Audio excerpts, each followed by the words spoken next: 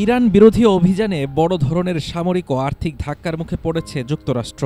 গত শুক্রবার ওয়াশিংটন পোস্টের বিস্ফোরক প্রতিবেদনে দাবি করা হয়েছে, মার্কিন ইসরায়েল যৌথ যুদ্ধ শুরু হওয়ার পর থেকে ওয়াশিংটন এ পর্যন্ত অন্তত ৪৫টি অত্যাধুনিক MQ-9 রিপার ড্রোন হারিয়েছে। ধ্বংস হওয়া ও ক্ষতিগ্রস্ত এসব ড্রোন পুরোপুরি ব্যবহারের অনুপযোগী হয়ে পড়ায় পেন্টাগনের ক্ষতির পরিমাণ দাঁড়িয়েছে ১.৩ বিলিয়ন বা ১৩০ কোটি ডলারে। এর ফলে যুদ্ধ শুরুর আগে যুক্তরাষ্ট্রের হাতে থাকা মোট রিপার ড্রোনের প্রায় ৪ ভাগের ১ ভাগই এখন ধ্বংসের খাতায়। ডোনাল্ড ট্রাম্প প্রশাসন যখন দাবি করছে যে ইরানের আকাশ প্রতিরক্ষা ব্যবস্থা সম্পূর্ণ গুড়িয়ে দেওয়া হয়েছে, ঠিক তখনই সামনে এলো এই উল্টো চিত্র।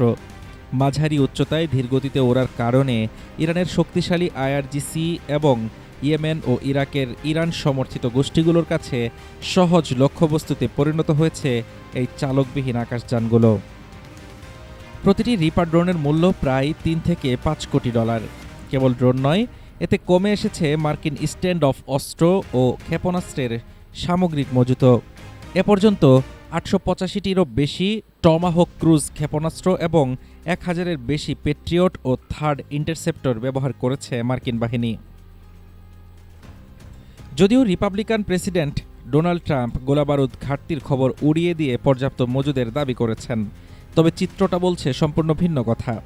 সম্প্রতি ক্যাবিনেট বৈঠকে পেন্টাগন প্রধান পিট হেগসেথের সঙ্গে গোলাবারুদের ঘাটতি নিয়ে ট্রাম্পের বাদানুবাদের খবর ফাঁসের পাশাপাশি জরুরি ভিত্তিতে ৬৭ বিলিয়ন ডলারের অতিরিক্ত সামরিক বাজেট চেয়ে কংগ্রেসের কাছে প্রস্তাব পাঠিয়েছে হোয়াইট হাউস।